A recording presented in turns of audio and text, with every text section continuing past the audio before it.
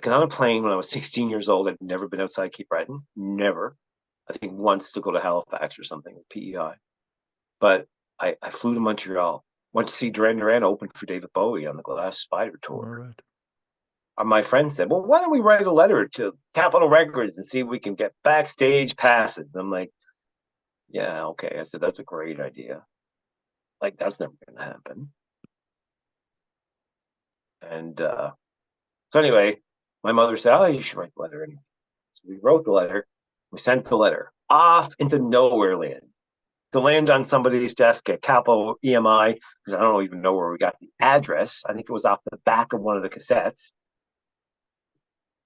And to land on the desk and fall into obscurity and never be seen again. Crazy fans sending, wanting backstage passes. Can you imagine how ludicrous? We did include our phone number in the letter. And one day, the phone rang. This is back before we had cell phones, and the phone rang, and that was normal occurrence at our house. My grandmother would call and all day, and my mother and her would talk. Anyway, I heard my mother run to the bottom of the stairs, and she calls up, "Robbie, Robbie, Robbie," my my birth name. "Come here, come here." I'm like, "What?" And she said, "There's somebody on the phone. Pick up the phone." I'm like, "Who's it?" And she said, "It's a Richard guy from.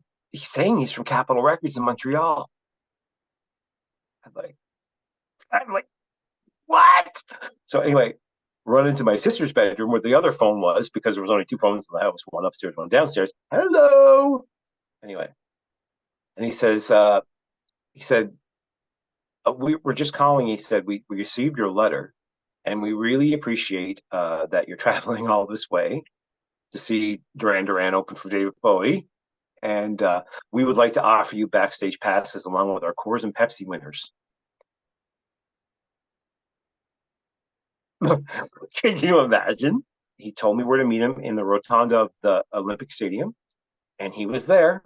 When we went that night, he was waiting for us, and they stuck hospitality stickers on my right here on our. I had a Nick Rhodes pastel blazer on like they wore in the Rio Times, and big baggy pants and frosted blonde hair. I was ready to meet Duran. Anyway, so they usher us into the room, and we've got beer, and we can have Pepsi. There's all kinds of stuff there because that's who was sponsoring this stuff. It was a bunch of radio contest winners that were there. And so anyway, the first two people that walk in is Simon LeBon and John Taylor, and they come over and have a great casual conversation, and they are the nicest people ever, like really nice people. And I said to John Taylor, I said, "You know who I wanted to meet, right? It was Nick Rhodes, right?" So he said, "Oh, Nick," he said, he said, putting on his makeup. And I'm like, "Yeah, okay." Right. So saunters in about 5 minutes after like Simon and John comes Nick Rhodes, and he's this tiny little guy. And I look like a beast next to him. But anyway, we get photos taken with them and Simon and John.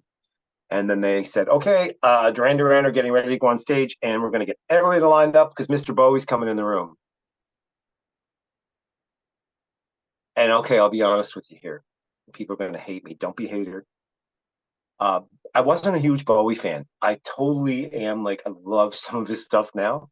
But back then, I was so tunnel visioned about Duran Duran. And I was, 15 to my, or 15 or 16, 15 to my defense. But anyway, David Bowie came in the room. And that presence was something that I've never felt since in a room. David Bowie's a very, very, very kind of, he's very much a gentleman and was super nice. And he started down the end of the line, and the people like, "Don't ask him for an autograph and don't ask him for a photo." That's what they told us. And he came down the line and he shook everybody's hand, and I was really enamored by the two different color eyes. But meeting Bowie and Duran Duran, massive thing for me. And I thought, oh well, it also taught me something else. It taught me believe everything is possible. I tell people I was in a room with Bowie, and they're like, "What?" I'm like, "Yeah, no, seriously." Um, so if that can happen, anything. So I always believe if whatever you put out with intention, I think it's because we tangibly put it on a piece of paper and put so much excited energy into that letter and poured our hearts out and told them how much we love them. They read that and it hit a nerve, and the energy came rushing into them enough to provoke them to call us. And it was just absolutely amazing. What a great time in my life.